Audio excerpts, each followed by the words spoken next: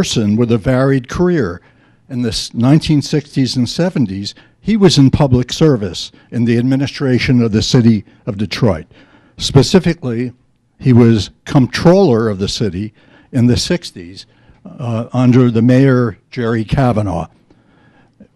He also, during that period, was delegate at large, the Democratic National Convention, 64, member of the board, Michigan Civil Liberties Union, chairman, Detroit Charter Revision Committee for several years, and a trustee of the Michigan Foundation of the Arts.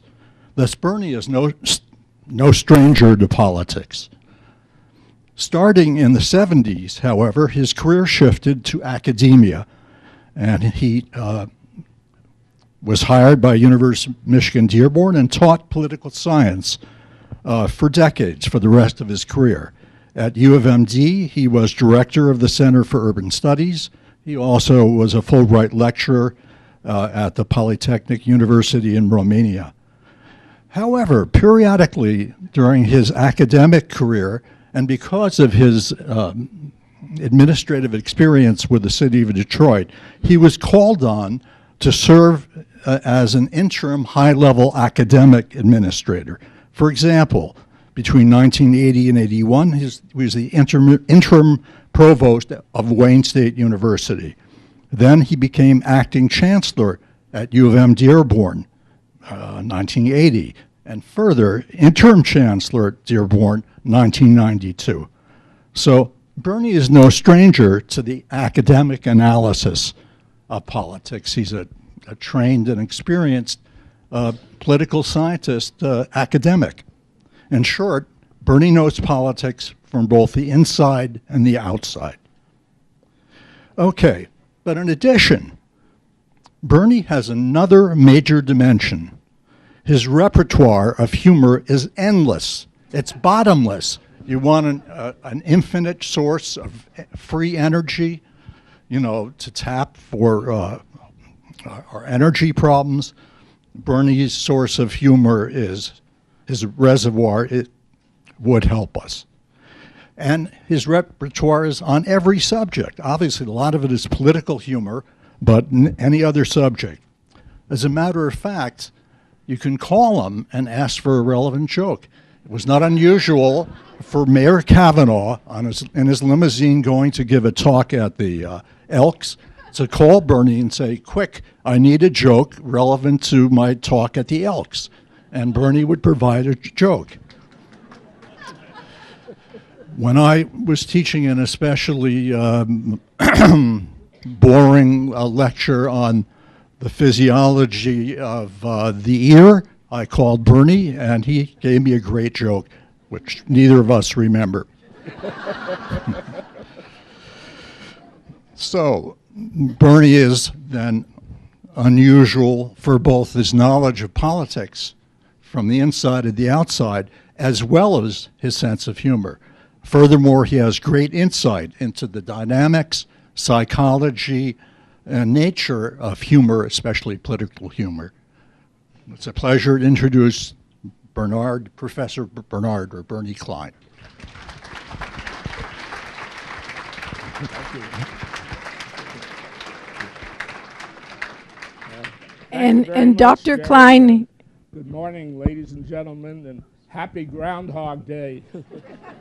I thought about what would be appropriate, and I thought, well, you know, it's Groundhog Day today, and I understand the athletic director of the university saw his shadow, and it means 6 more weeks of basketball. And I also thought about, you know, one of the things about going from teaching to administrating, back to teaching, then again administrating. I always thought of the one we used to talk about in the big city in New York, about the story of the police raiding a house of ill repute, and the cop who was, you know, on a lot of the raids noticed that, by God, the madam, you know, was in bed with one of the customers, and she was shocked, and she says, "What?" You know, the cop said, "What are you doing in bed with the customers?" She said, "Sometimes you got to get away from administration." And so I really preferred being in bed with the customers much more. But I've always had an interest in political humor, and almost from the time I was real little. My first interest in politics was in 1932, at the age of 4, when President Roosevelt was running for the first term. And I remember running around half nude in the city street with the other kids, blah, blah, blah, playing Indian and yelling, Roosevelt plays the fiddle, Hoover plays the drum, Roosevelt is a gentleman and Hoover is a bum. And that was my first exposure to dirty politics. But it was successful, because he did get elected. Anyhow, this political humor is one of the, has become more and more as the years have gone on. Political humor has become very important. And I'll talk about, at the end of the conclusion, that it's now almost a full-time, to a lot of people. Most politicians of any rank, or, hire people specifically for no other reason than to tell them jokes, relevant to whatever their program is and so on. And of course, I never felt it was that necessary. All I do is watch the debates going on now for the Republican primary, and it's not that funny. Anyhow, there are certain themes that you find when it comes to political jokes, and that I'm going to touch upon those and give you some examples of each of those themes. And one of them is jokes of the powerless in countries where their people are subjugated, jokes that they make because it's their only method of expression, where you don't have full, open freedom of expression. And then however, those where you do have that, there's still the kind of jokes, and a whole genre of jokes of mocking people who are in political power. And I'll give you some real interesting examples of that. But you see, politics is a much broader thing than a lot of people think. It only has to do with government and elections and so on, but it's not. There's inter-ethnic politics, between different ethnic groups and what they feel about each other and the jokes they make about each other. There is, there's a whole genre of sort of jokes outwitting adversaries. In other words, getting even or being able to outwit people that you are competing with. And then of course, there are stereotypes. There is occupational humor. There was jokes about different occupations and how the feelings of one for the other. So anyhow, let's start with the jokes of the powerless. Even in many of these countries where you don't have complete free expression, I mentioned, the best way of expressing yourself is through jokes because it's a little bit more tolerated than outright things. For instance, when the Soviet Union, towards the end, when it allegedly was getting a little bit more open, they tell the story about this guy who was walking through the streets and yells out, Brezhnev is an idiot, and the KGB runs and grabs him and starts hauling him away. And he says, but I thought we now had free speech. We're allowed to talk about these, express ourselves. And the joke is, the KGB guy says, yeah, we do have freedom of the speech, but that doesn't give you the right to reveal state secrets. The other types, and in the humor of the powerless, even in the most adverse circumstances. For instance, many friends I have who are Holocaust survivors, and had a colleague who does research on all this, that even in the camps during the worst period, during the World War II, the joke made the rounds of almost every one of the camps. And the joke was, Adolf Hitler, who was a great believer in the occult, and fortune tellers and all that, went to a gypsy fortune teller to tell his fortune, and she says, you are going to die on a Jewish holiday. And he got real curious. He says, well, could you tell me which one? He said, the gypsy says, any day you die, I'll be a Jewish holiday. And that sort of made the rounds, throughout. I've mentioned, I think, when I spoke to this group about 3-4 years ago, it was one of the classics that I used. And I was going to say in introductions to some of this that many of you have heard some of these.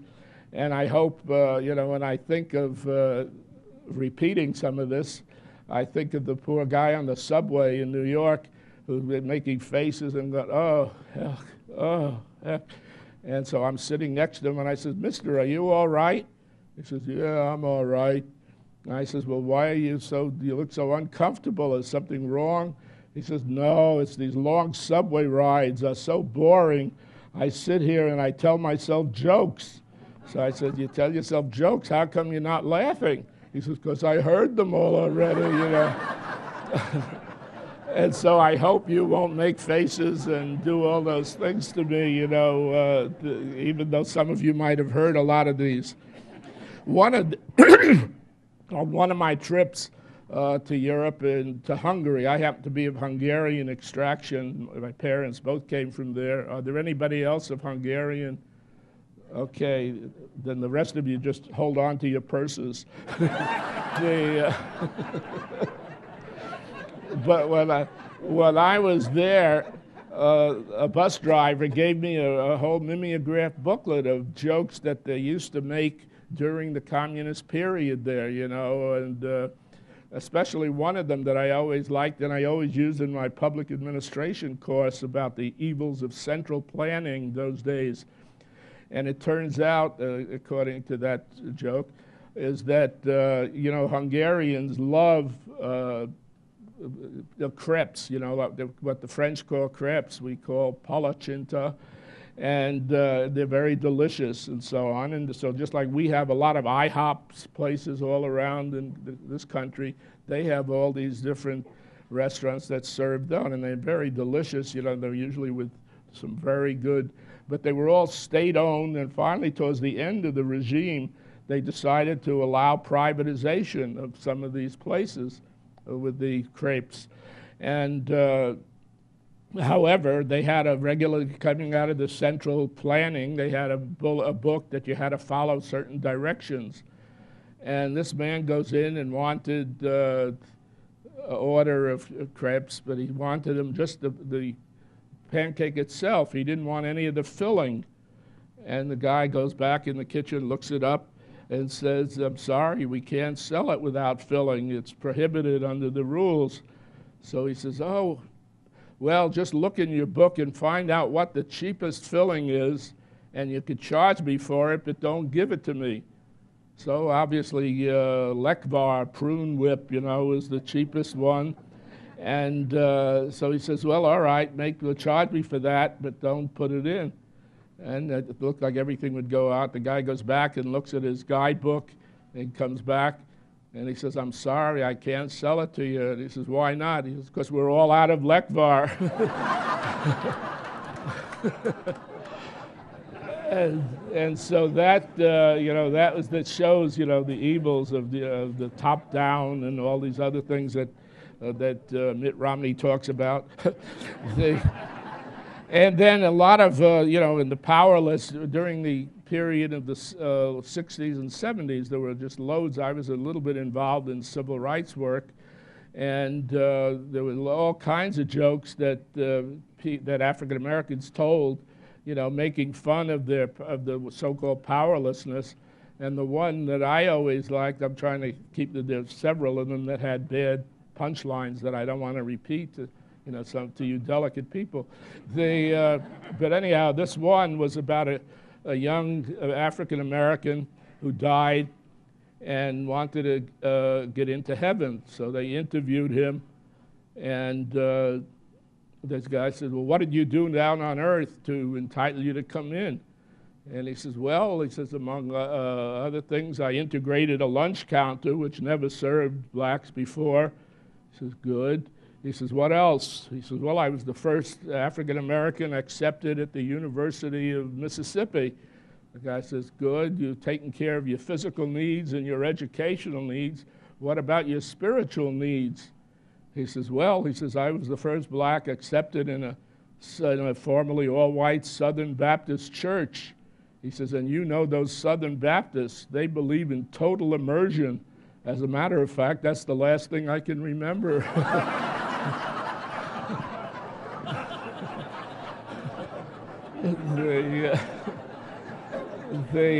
That was always,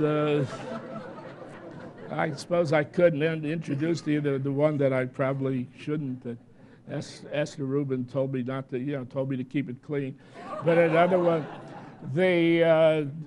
about this young black man who was walking the streets in Texas, and he's very thirsty, and he sees a bar where he wanted to go in for a drink, and with a nasty sign in the window, no ends allowed, and he goes in order to drink, and the bartender says, didn't you see that sign out there? He says, yeah, I saw it. He says, what are you doing in here? He says, well, I'm not colored. He says, you're not, what are you? He says, I'm Spanish. And so he takes out a gun. He says, listen, you better say something in Spanish or I'm going to blow your brains out. He says, adios, motherfucker.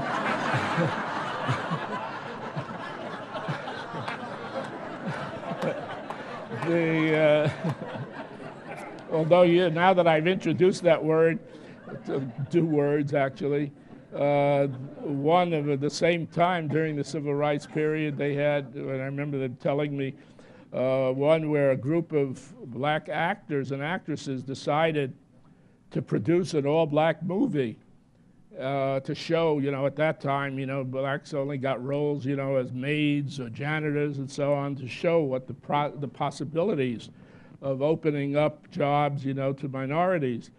And so they decided they produced a Western, an all-black Western. And after they finished, they thought, oh, God, how are we going to market it? Nobody who's going to see it. So they decided, well, let's find one of the moguls in Hollywood and have a showing of it and see if he'll show it for us, market it for us. And so they did. They got hold, say, Darryl Zanuck, and after the show, they said, Mr. Zanuck, what did you think of the movie, the Western? And he says, fellas, this was probably the best Western I've ever seen produced in the United States. They said, really, Mr. Zanuck, you mean that? He says, oh, sure, it's the best one I've ever seen. And finally, one of them has the temerity and says, well, would you be willing to market it for us? He says, oh, yeah, I'd be honored. He says, but can't we get a better title than Ride, you motherfucker, Ride,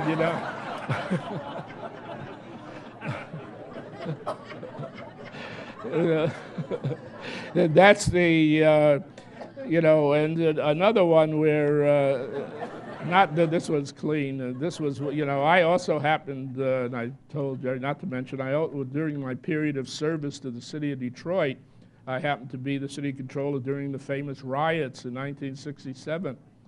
And there was all kinds of gallows humor and all that sort of stuff at that time, not produced by me. Believe me, I found very little to laugh at.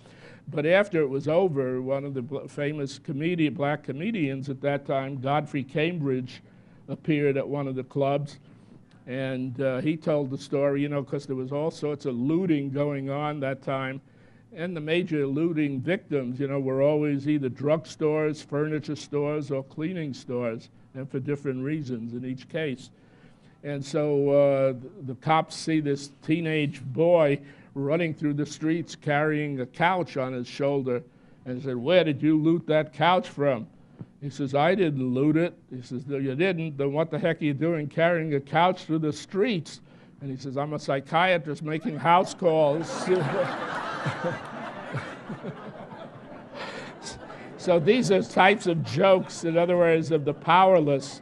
Let's talk about those that are, of people who are not powerless, in other words, in democratic societies, but they still get a lot of laughs at sort of making fun of the people in power.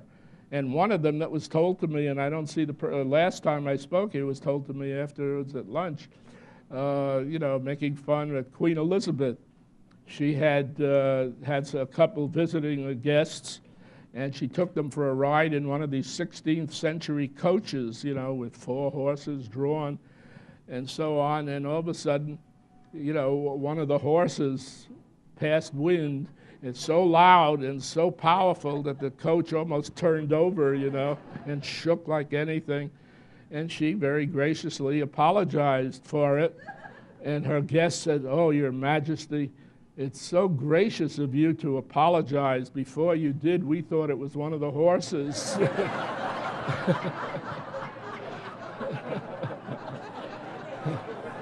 So that's one of the others that I thought was I was so impressed with a student.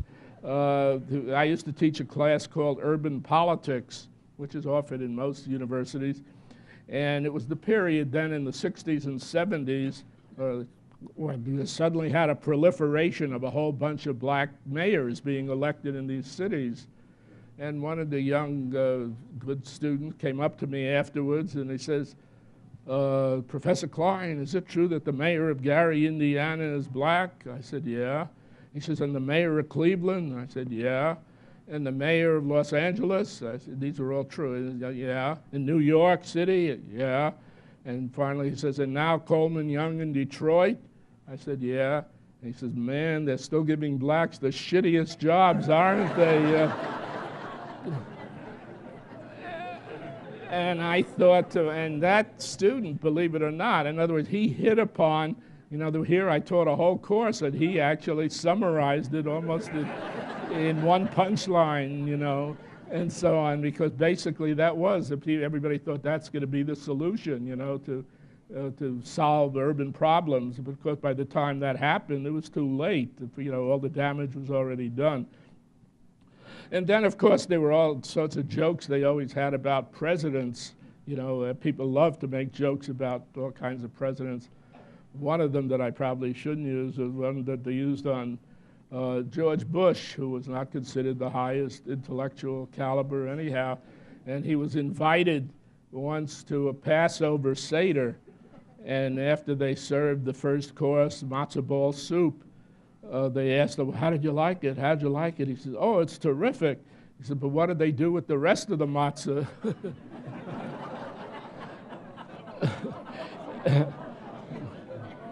And yeah, it's terrible, I know. They had, President Roosevelt had his favorite joke, I remember the way back then. But he always, liked to feel, he was taking on some real powerful adversaries. And he told the story when there was a real finance mogul, who lived out in Westchester County. And every morning when he took the commuter train, he would stop at the newsstand, pick up the newspaper, buy a newspaper, and look at the front page and put it back in there even after he paid for it. So one day the newsstand guy says, "What the heck are you doing?" He says, "Well, I keep looking to see if somebody died." He says, "Well, why are you just looking at the front page? How come you're not looking at the obituary page?" He says, "When the son of a bitch I want to die dies, it'll be on the front page." And so and he loved that. I mean, that was one of his favorites that he always used to quote. And then of course Truman was remember, those of you old enough to remember those years, because he was such an earthy guy, there were all sorts of jokes, most of which are apocryphal, I'm sure. But, and the most famous one was, the one where he's having dinner with his wife and daughter at the White House, and then he gets up to leave. He says, "I got to go check the Rose Garden to see if it needs any more manure on it." And he goes out, and Margaret says to her mother, "Oh, mother, can't we get him to say fertilizer instead of manure?" And she says, "Honey, you don't know how long it took me to get him to say manure."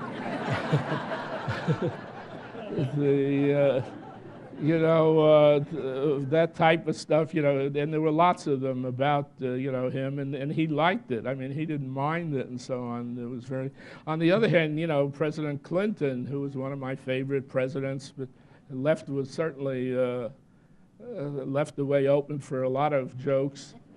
In fact, the most one I remember the most when he was having all the troubles, about his so-called morality. In fact, when, we always used to say, the biggest shock that ever came to President Clinton is when he found out that harass was one word.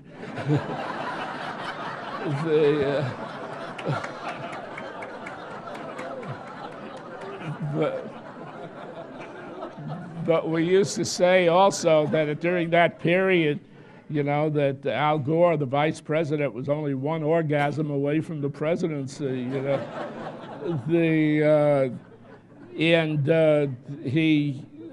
so there were, another one they always told at that time, which many of you might have heard, was he was having breakfast with Al Gore, where they'd meet for breakfast periodically and go to a different restaurant, and then he's looking at the menu, and the waitress comes over, and Gore orders ham and eggs, say, and Clinton looks at her and says, "I'll have a quickie."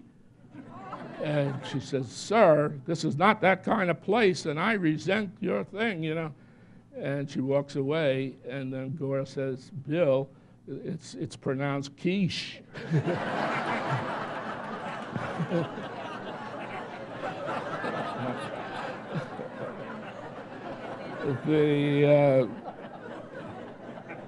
Anyhow, that's that's you see another genre where these people are not powerless people, but there is the thing.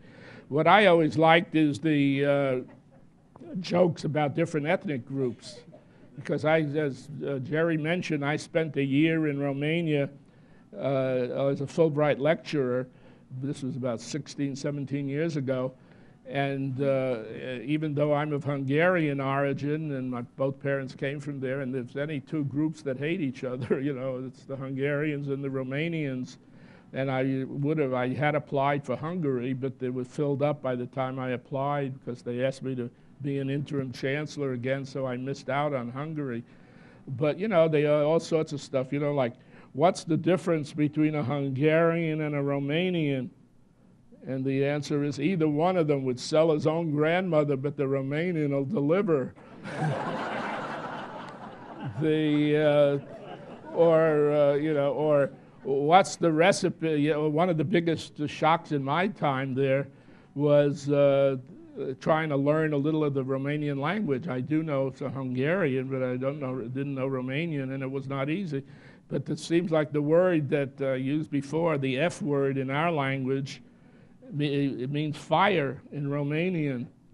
And the way they built their places those days during 45 years of communist rule, it was very easy to have a fire, dangling wires and new buildings, and all kinds of stuff. And so I was always worried, because if I ever did have a fire, I'd have to go on this creaky balcony and yell at the top of my voice, "Fuck, fuck, fuck, fuck." And I'd be so embarrassed, I'd probably burn to death. And then I started thinking like a political scientist, and they always said the test of free speech is, it doesn't allow you to yell, if it would allow me to yell "fuck" in a crowded theater.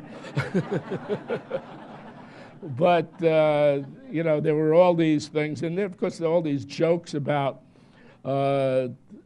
dishonesty, for instance. One of my favorites about Hungarians, and my father used to get annoyed. He always said, "How come all your jokes are always about Hungarians or old people?" And he was both at the time.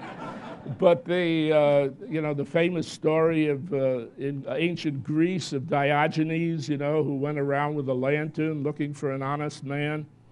So he started out in ancient Greece, and everybody said, "Who are you?" And he says, "I am Diogenes, and I'm looking for an honest man." Well, he couldn't find one among the Greeks. He goes a little further north into Yugoslavia. He said, "Who are you?" He says, "I'm Diogenes, and I'm looking for an honest man." He still couldn't find one. He didn't even bother to stop in Romania, it would have been useless. Finally, he gets into Hungary, and they said, "Who are you?" And he says, "I'm Diogenes, and I'm looking for the son of a bitch who stole my lantern."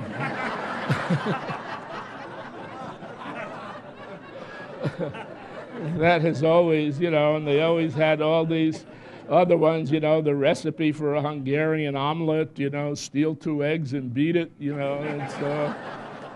and they have a whole bunch of making fun. Although, as I say, it was it was a lot of these things are for instance, sticking with ethnic. I always liked the problems with England and the countries that it was always subjugating. When I was in high school, we always learned, everybody hated England. I'm sorry, June, but if you were Irish, you hated them because of their treatment of Ireland. If you were Jewish, you hated what they were doing in Palestine. All through. We used to learn in high school, the old adage that the sun never sets on the British Empire. We used to say because God doesn't trust them in the dark. Yeah, but I also think of the famous, the one I like about an old Jewish man who had been a junk collector during World War II. And these junk collectors in the wartime made a lot of money because everything was being recycled, and a lot of scrap iron and scrap cloth and everything else. Well, he made a lot of money. But then after the war, he went back to his old ways, and his children were annoyed. He doesn't dress the part anymore, that he should, that he's now an aristocratic man, accumulated quite a bit of wealth, and they keep bugging him all the time. Finally, he agrees, and they take him down to Savile Row to be fitted for, made-to-order, bespoke clothing, and so on.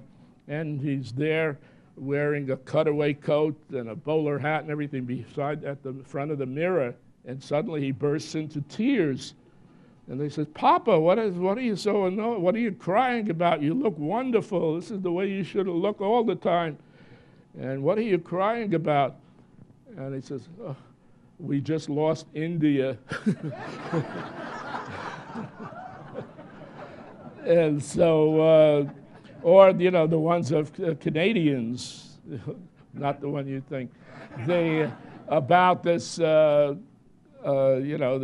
in Detroit in one of the bars. All of a sudden, a fairly inebriated Detroit man goes in and starts ranting and raving. He says, these damn Canadians, the only two things they ever produced, were prostitutes and hockey players. And so there's a man at the end of the bar, a tall, strong-looking guy. And he says, "I resent that. My wife's a Canadian." He looks over and he says, "She is? What position does she play?" There's all sorts of that. And a lot of these jokes are interchangeable. In other words, you hear so many, for instance, jokes that started out as jokes about French Canadians, or jokes about, Dutch Reform, about Dutch Reform, which we have a lot of here and in Grand Rapids and so on. And we always had the thing, the Dutch Reform, why they're afraid to have sex standing up, because they're afraid it'll lead to dancing,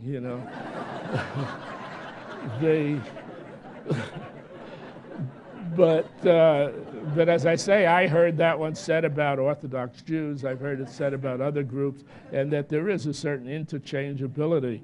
Like how do you get rid of, the Dutchmen in Grand Rapids? Throw pennies on the expressway, and things like that. And all that type of stuff. Now, one of the areas that I don't appreciate too much, and which I think sometimes goes over the top and so on, and that's Polish jokes, there's never been a real analysis of it, but if in my own social science way, the origin of them was, when started during the election in 1964, when George Wallace carried all the Polish precincts in Milwaukee in the primary and carried the whole state of Michigan at the time, and suddenly there was a whole bunch of jokes that were making Polish ones, and they usually trying, and I always thought they were derogatory. That doesn't mean I won't tell you a few, but but they're tried as though they're less than as intelligent as the rest of us, and especially if you're Hungarian, you can't be too proud. But anyhow, one of them, I remember somebody telling me, and most of them I heard from Polish friends, about this couple that was on a flight from New York to Warsaw, and they were sitting in the first class section, even though their tickets called for them to be in the coach in the back. And so the stewardess says, folks, you're in the wrong seats. You're going to have to move back. Your tickets call for you to be in that section. And the guy says, we are not going to move. And they said, but you have to, and she begged them and cajoled them and everything. They still wouldn't move. Finally, she tells her supervisor about it, and the supervisor goes over to them. And in a few minutes, up they stand and go back to the seats that they were supposed to have. So the younger stewardess says, what did you do? I begged, I pleaded, everything, and they wouldn't move. What did you do? She says, it's very easy. I just told them those two seats are not going to Warsaw.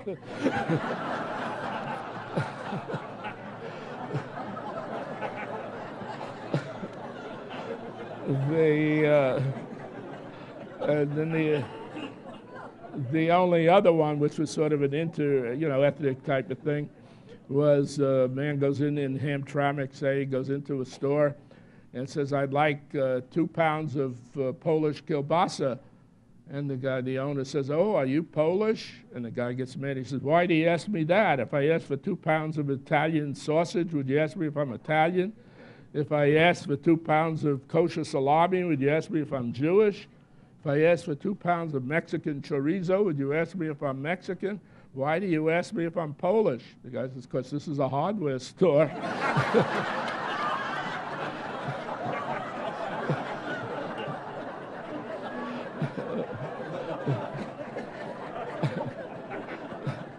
But again, I don't recommend you telling it to go around telling that one.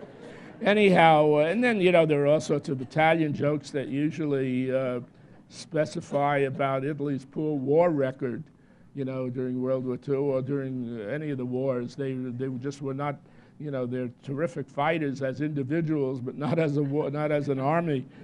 And, that after the war, they had a surplus sale of Italian tanks that were in perfect condition, except all the reverse gears were worn out, or they were supposedly true. And just before World War II, when Churchill and Chamberlain and everybody were negotiating with the Germans, for the Munich Pact, and von Ribbentrop says, "Let me warn you, Mr. Churchill, in this war, the Italians are going to be on our side." Because they were, on the Allied side in World War I. And this time they're going to be on our side. And Churchill said, well, that's only fair. We had to put up with them in the last war, And they always, and so, they have there are all sorts of jokes they used to make. And there are all sorts of, I don't know of many about, the mafia jokes, about Italians. I do know that the one they have in, talking about stereotypes, which I'm going to talk about, about one of the Jewish gangsters gets all shot up, and he comes home to his mother and knocks at the door and calls his mama, I'm going to die soon. I've been shot. And she says, you die later. First have a bite to eat, and that sort of thing. So the other kind, in other words, and that is the stereotypes that you've heard all the time, like Jewish mothers, Jewish husbands, Irish drinkers, all kinds of stuff like that. For instance, we always had, what's the difference between a Rottweiler and a Jewish mother? And the answer is the Rottweiler will ultimately let go.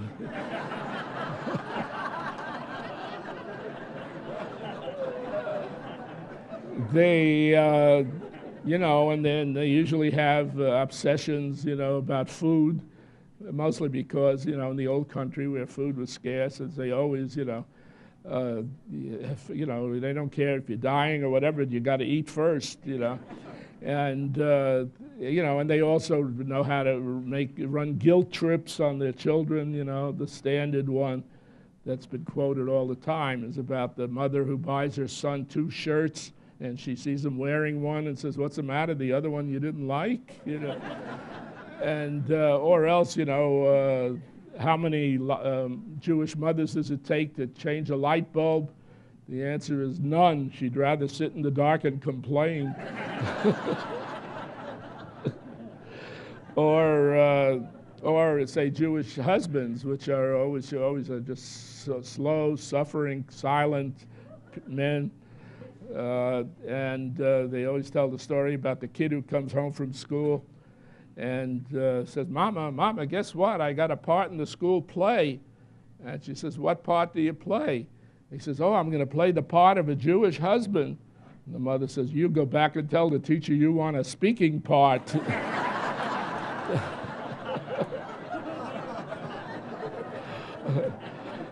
The one about the Irish guy who's sitting in a bar all afternoon and suddenly looks at his watch and sees he's going to be late for dinner and get hell to pay for it when he gets home. So he leaves and starts running, and to make a shortcut to his house, he runs through a cemetery. And he's running and he trips over a tombstone and dozes off. And when he wakes up, he said to himself, God, if I'm alive, what the hell am I doing here in the cemetery? And if I'm dead, how come I have to go pee? So, there are all sorts of, those kind of things, stereotypes. But let's talk about the idea of, these are good ones, about outwitting your adversaries. For instance, one of them is during the days of the Soviet Union, there were 3 guys condemned to death during the Brezhnev era. And one of them was Polish, one of them was Czech, and one of them was Jewish. So the executioner says, "Well, we'll grant you one last wish. What would you like?" So the Czech guy says, "Oh, I want my ashes scattered over the grave of Edvard Beneš, a great hero of Czechoslovakia." And the Polish guy says, "Oh, I want my ashes spread over the grave of General Pilsudski, who was a Polish hero." And finally, the Jewish guy says, "I want my ashes spread over the grave of Comrade Brezhnev." And the executioner says, "Yeah, but he's not dead." And the Jewish guy says, "I could wait."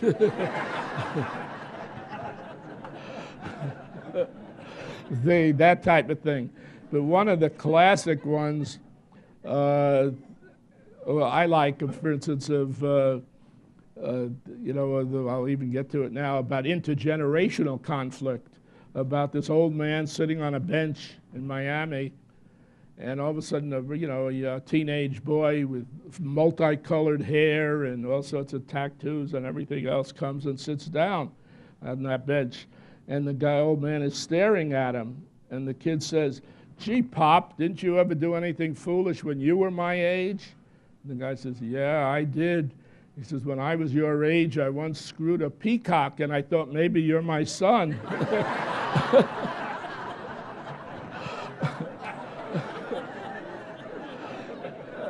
So as I grow older, I appreciate those types of jokes, where the old guy, outwits him. Or the 3 old ladies in New York who are complaining about the problems of getting old. And one of them says, "Oh, here I am, 80 years old. I still do all my own shopping and my own housekeeping." He says, "But I have bad memory, and so I write down the things before I go to the store. I write down what I have to get." She says, "But what happens? I get to the store and I realize I forgot the note at home." He says, "Oh, it's terrible to get old." So the second one says, "Oh, I know just what you mean. I'm 85 years old. And I still like to go into the city, to go to Macy's and Bloomingdale's and so on. And there I am on the subway platform and thinking to myself, where the heck am I going? What am I supposed to do?" She says, oh, it's just terrible to get old. So the third woman says, oh, I don't know what's wrong with you girls. I'm 90 years old, and, you know, I still do all my own housekeeping, do all my own shopping, and I'm in good health, knock wood. Who's there?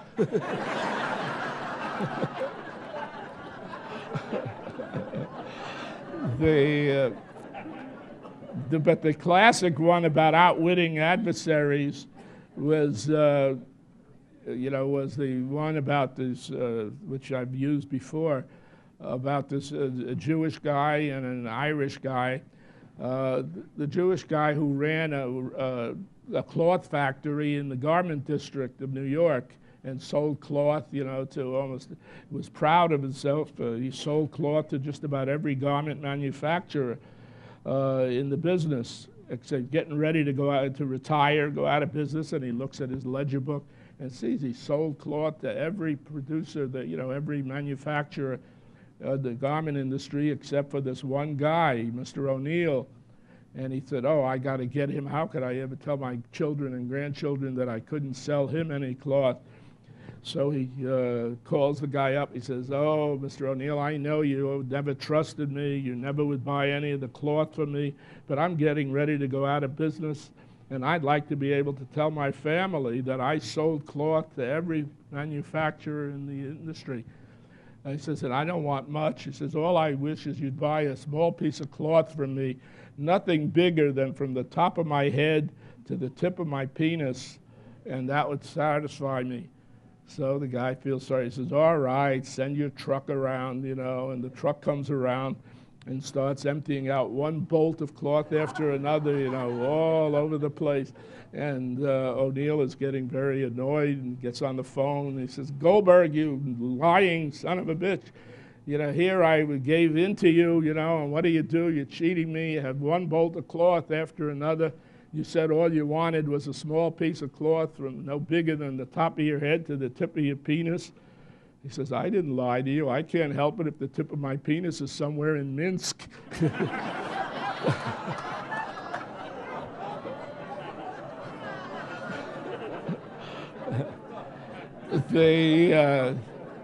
Anyhow, so those were the, that type. They're also, one of the problems with stereotypical jokes is that a lot of them are sexist, and it might be from the time, if you think of, not that I was going to say that women were so powerless, I don't know if there was ever such a time, but and some of the sexism, like even that book of jokes that I got in Hungary, one of them, said, to two Hungarians talking, he says, you ever see the pictures, of Lenin's wife, how this man was so devoted to the cause of the working class, and, I wondered how he ever spent much time with his wife, and the other guy says, didn't you see her picture in the book, Or they have the one about Golda Meir, a prominent Israeli had died, and the group of the ministers get together for the prayer, for saying the prayer, and they needed 10 men, and they only had 9 in Golda Meir.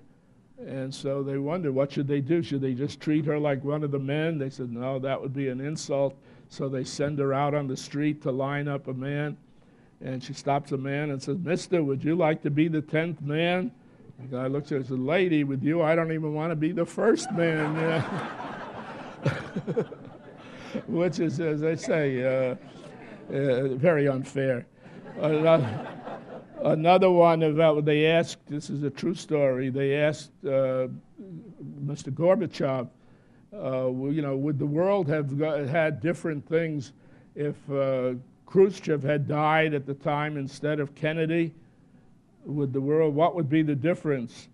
And his response says, well, the one thing you know is Aristotle Onassis would not have married Mrs. Khrushchev.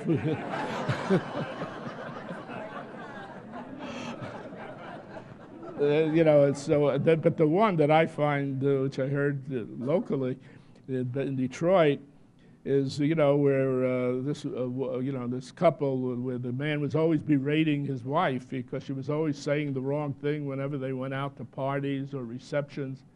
And again, they were invited to one. And he says, okay, we'll go, but if you keep your mouth shut, don't make a fool of yourself like you usually do. And so they go. And there's a lot of these dinner parties, where at the end, where the men end up in one room and the women in another room talking different things. And in the women's group, suddenly the subject comes on to Mozart.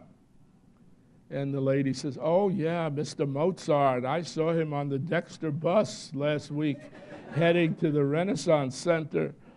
And, of course, everybody gets silent, and so on. But then as they're leaving, the husband says, well, you did it again. You made a fool of yourself. I told you to keep quiet. She says, what did I do wrong? He says, everybody knows the Dexter bus doesn't go to the Ren Center anymore.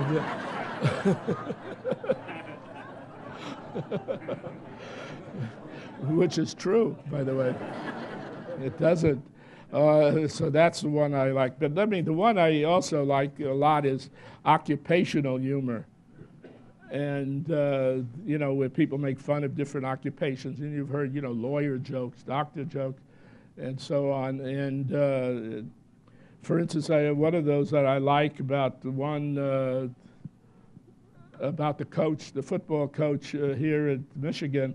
What was his name again? You told Lloyd Carr, yeah. It was a very well-respected man. He says, what did Lloyd Carr and Billy Graham both have in common? And the answer is they're the only two guys who could get a whole stadium to stand up and yell, Jesus Christ.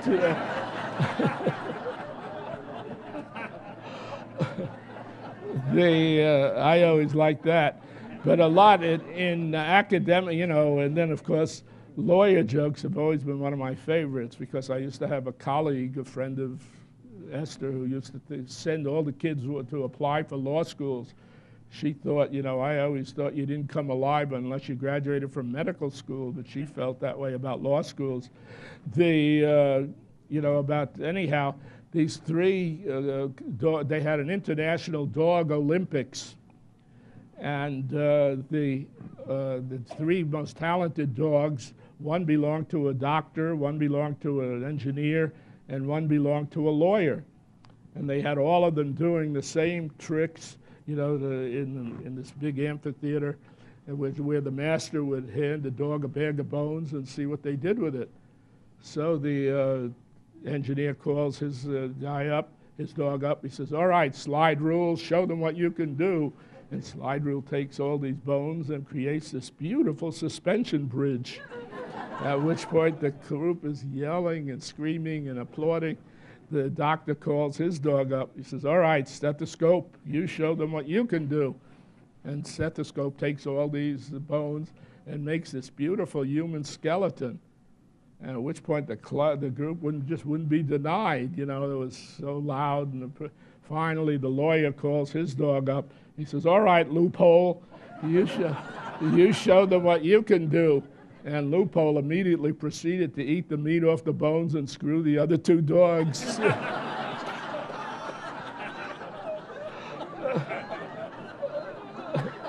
That has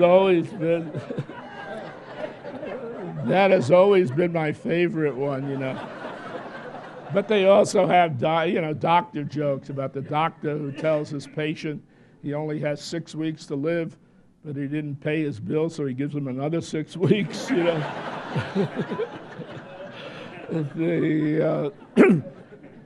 But among other lawyer ones I always liked was this lawyer who worked hard and so on, and he's getting ready to leave his office Friday night, and all of a sudden the devil appears in his office and says, I could help you gain the respect of all the judges. I can make sure all your partners treat you with the utmost respect. I can make sure you win all your cases from now on. He says, and all I want from you is I want to take possession of your soul. And the lawyer looks up and says, oh, yeah, what's the catch? Yeah. Or the other one about You know, they decided now to use lawyers instead of rats for cancer research, you know, for several reasons. One, there are more of them, and two, you don't get so attached to them, and three, there are certain things that rats just won't do.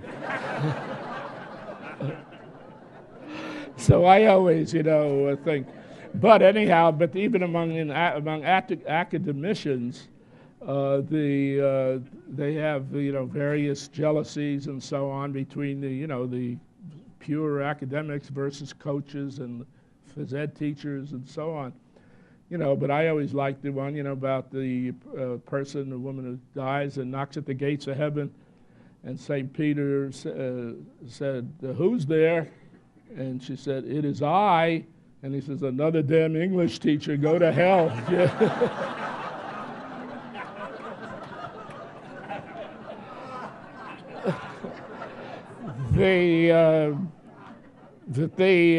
But the one they used to tell, you know, about coaches, you know, there was always a jealousy because, you know, they always felt coaches or athletics teachers are not as intellectually superior like the academic ones.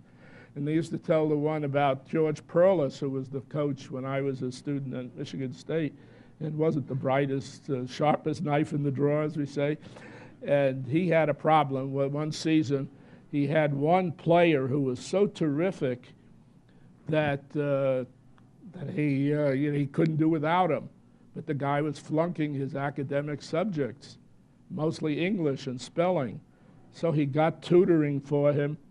And by the time he had sufficient tutoring, they put him, you know, in an amphitheater, just sort of like the $64,000 question, you know, if you remember that one. And the guy gets the question, and yes, you know, and his coach, his teammates were all there encouraging him on. "Come on, Bubba, we know you can do it," you know.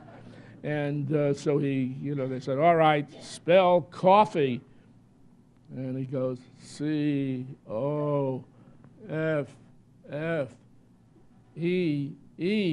And Perlis jumps up and says, "Come on, give him another chance," you know.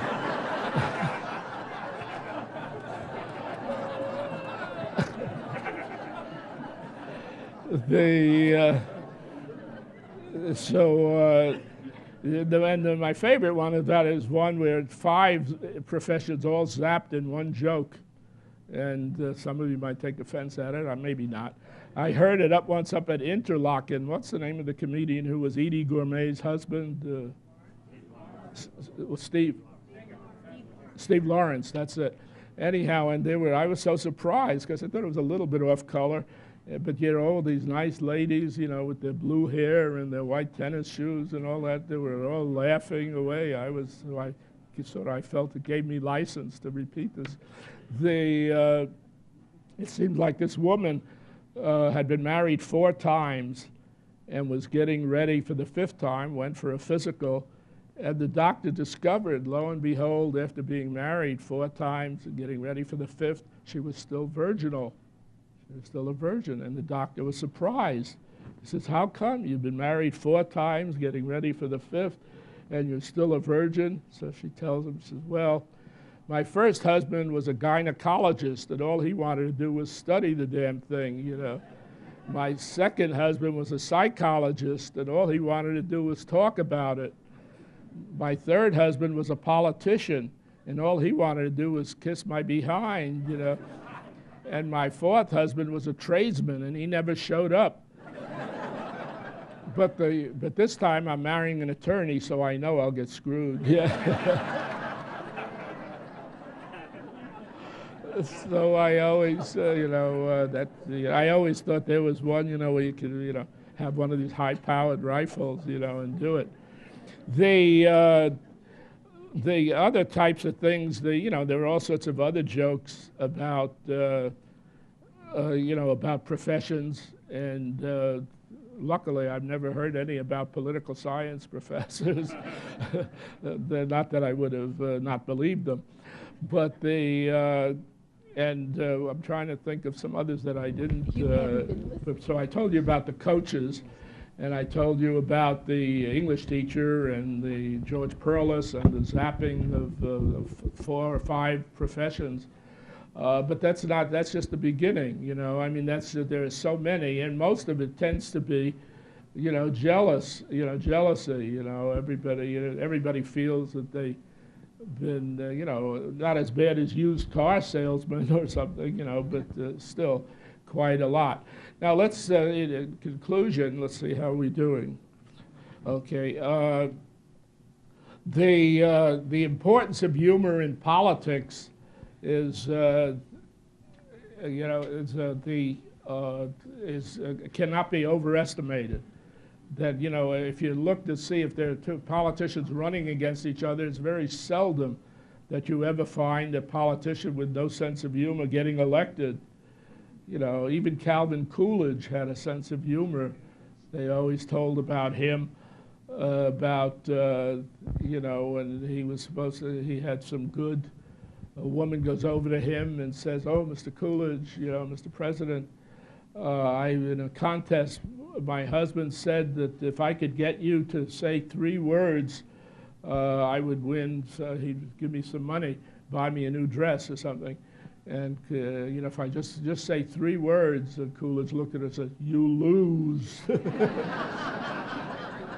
Or another one where they're visiting the state fair, and they get to the animal exhibits there, you know, and you know, and so the guide is telling them, "We have here this bull that is known to sire about 150 calves or something each year." And so his wife, Mrs. Coolidge, says, "Oh, sir, do you mind repeating that for my husband?" You know, and so he says, "Yes, we have here this bull that is known to sire 150 calves each year." And Coolidge looks at it, "Surely not all with the same cow." You know, and that type of stuff, you know, with all sorts of, you know, but on the other hand, there's been also a professionalization of humor. When you look at, for instance, Jon Stewart or Steve Colbert and so on, and I do know several politicians that hire somebody just to provide them with the light stuff to disperse with their speeches and so on. I used to do it myself, as it was mentioned. I'm the originator, you know, of the one about abortion, you know, and I gave to Mayor Kavanaugh about, you know, people's belief in abortion is based upon when you think life begins. And that's when I told him that in my faith, in the Jewish faith, we don't believe life begins until graduation from medical school. So, and he got a lot of mileage out of it. And you know, so I told him one time who was appearing in Dearborn at the new hotel there, was to Henny Youngman. You remember him, the king of the one-liners? And during the intermission, he did one thing that I still can't picture how he got away with. He started out his routine, and he says, "How many of you are of Italian extraction?" And so about a third of the people raised their hands. He says, "All right, I'll talk slowly." But you know, he'd never get away with that today if he tried. But so I told him the one about abortion because it was a hot item, you know, in Michigan at that time. And I ran into him years later on the street there in Broadway in New York, outside the Carnegie Delicatessen. He used to have lunch there every day, and you could set your watch to it. He'd wait for his cronies to come in and tell him.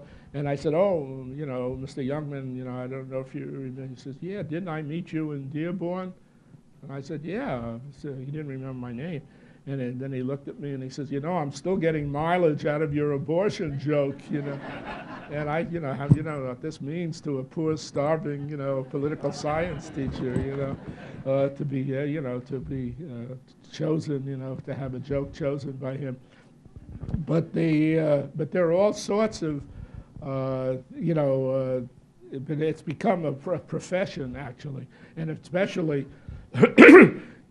people when they make announcements for for they're going to run for office. They usually start out at one of the late night shows to make the announcement, and some of them are quite good.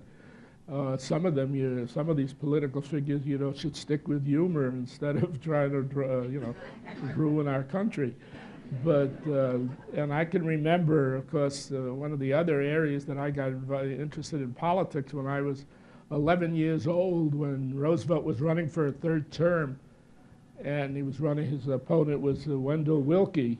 And he lived in the Bronx at the time, and my father had a little tailor shop on one of the streets where suddenly I'm playing ball in the street with friends, and suddenly a torchlight parade comes down the street, and it stops for a red light, and all of a sudden these two guys get out of the front car in dark suits. They look very sinister, and they go into his tailor shop. So I thought they were going to kill him, so I stayed outside playing ball, But as soon as they came out and went back into the first car and the parade resumed, I run in, Daddy, what was that? And he said, didn't you recognize that man? That was Wendell Willkie. And I said, it was. What did he want, Daddy? He said, he just wanted to use the bathroom. But for the years, the mantra in our house always was, in my father's Hungarian and Jewish accent, said, what did we ever get from the Republicans? Piss. And that's when I realized, there's some things that never change. I didn't mean to. Anyhow, thank you very much. Thank you. Thank you so much. Oh, my pleasure.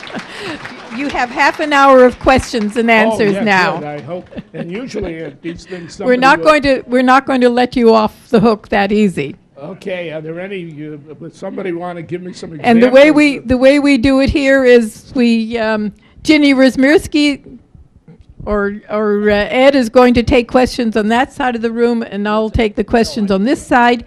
Please save your questions until you have microphone in the proper position. I want to. You're the first question? Yes. Go ahead. Professor Klein, I was a student at the University of Michigan in Dearborn, a senior student. So that was about 15 years ago. And at that time, I understand that the president was somebody called Daniel Little. Maybe he's current. He's the chancellor right now. He's the chancellor. And wasn't it true that you replaced him at one time, or he replaced you? He replaced me. The story on campus, and this is a personal joke, is that when Chancellor Little replaced Professor Klein, there were big headlines in the student paper. Little replaces Klein. Yeah, everybody. And the students said, that's not a very big change. Yeah, that was a standing joke at the time, because Klein means little, and his name was Little, but the similarity ended there. Yeah, Warren. There's a question over there. Oh, I'm sorry.